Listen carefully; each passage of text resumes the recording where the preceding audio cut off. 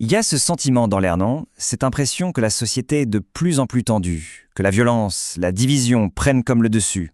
Eh bien, ce n'est pas juste une impression. C'est un sentiment vraiment très partagé. Quand on voit ce flot constant de nouvelles anxiogènes, toutes ces tensions qui sont devenues palpables dans l'espace public, on en vient à se poser une question assez fondamentale. Est-ce que notre tissu social est en train de se déliter?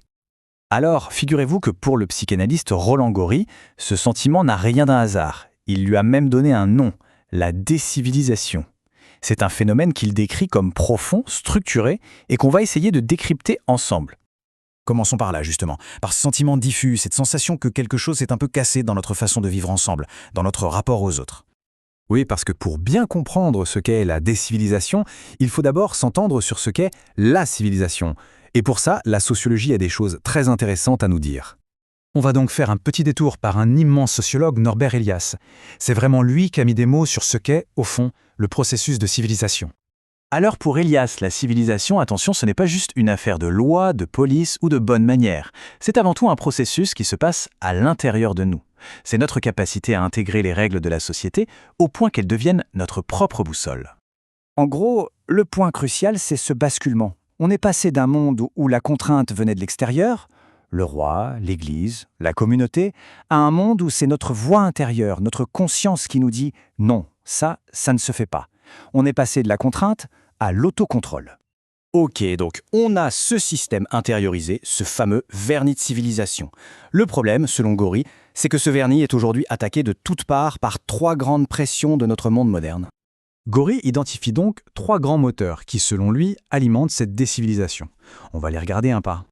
Le premier moteur, c'est cette culture de la compétition qui est devenue reine. Partout, tout le temps, il faut être le meilleur, écraser l'autre pour gagner. Cette logique de la force, elle est valorisée. Et elle finit par prendre le pas sur le dialogue et le compromis. Deuxième moteur, on vit une époque de transition. C'est un peu comme si les anciennes cartes ne fonctionnaient plus, mais les nouvelles n'étaient pas encore dessinées. Cet entre-deux, ce moment où le vieux monde se meurt et le nouveau tarde à apparaître, ça crée des fractures, un terrain fertile pour les extrémismes.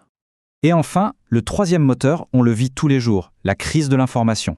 On est face à un véritable tsunami de nouvelles, de fausses nouvelles, de commentaires anonymes et haineux. La viralité est devenue plus importante que la vérité. Dans ce chaos, c'est presque impossible de construire une vision commune du monde. Le résultat de tout ça, Albert Camus l'avait formulé avec une lucidité incroyable. Nous avons remplacé le dialogue par le communiqué. On ne se parle plus, on se bombarde d'informations, on se balance des slogans à la figure. Et ce qui est troublant, c'est que ces pressions modernes ne sont pas sans rappeler les conditions qui ont mené aux heures les plus sombres du XXe siècle. Alors, est-ce que l'histoire est en train de bégayer? Norbert Elias, déjà à son époque, opposait deux modèles. La culture du dialogue, typique de la France et de la Grande-Bretagne, basée sur le compromis, et la culture de la force, qui dominait dans l'Allemagne du début du XXe. Et cette vieille distinction, elle résonne d'une manière assez étrange aujourd'hui. Mais attention, Gori est très clair là-dessus. L'histoire ne se répète jamais à l'identique. Il ne dit pas qu'on revit les années 30. C'est plus subtil. Il parle d'une actualisation de formes anciennes. C'est comme si des schémas de pensée dangereux qu'on croyait enterrés refaisaient surface. Et l'aboutissement de cette logique de la force est la philosophe Simone Weil qui l'a exprimée avec une formule absolument glaçante. Elle mène à la cadavérisation du vivant. C'est-à-dire quand on ne voit plus l'autre comme une personne, mais comme une chose, un objet. Bon, le diagnostic est assez sévère, on est d'accord? Alors on fait quoi? Y a-t-il un espoir, une porte de sortie? Pour Roland Gori, la clé se trouve dans quelque chose qu'on utilise tous les jours sans même y penser, notre langage. Pour lui, l'antidote est là, juste là. Il s'agit de restaurer le soin qu'on apporte à nos mots, à notre façon de parler et d'écrire. Parce qu'en prenant soin du langage, en fait, c'est de nous-mêmes et de notre humanité que l'on prend soin. C'est exactement ce que voulait dire le poète René Char. Les mots ne sont pas des simples outils.